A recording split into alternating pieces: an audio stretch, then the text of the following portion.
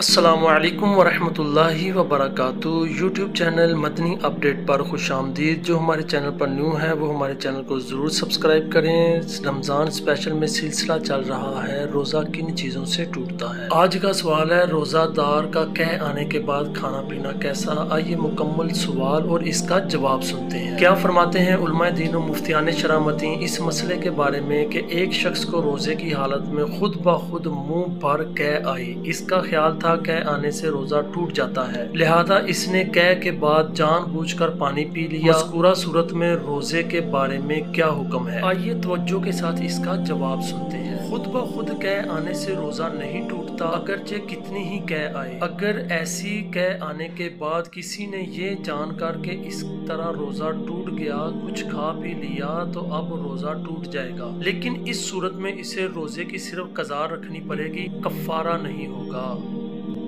جلد انشاءاللہ عزوجل نئی ویڈیو کے ساتھ حاضر ہوں گے، تب تک کے لیے اجازت۔ السلام علیکم ورحمۃ اللہ وبرکاتہ۔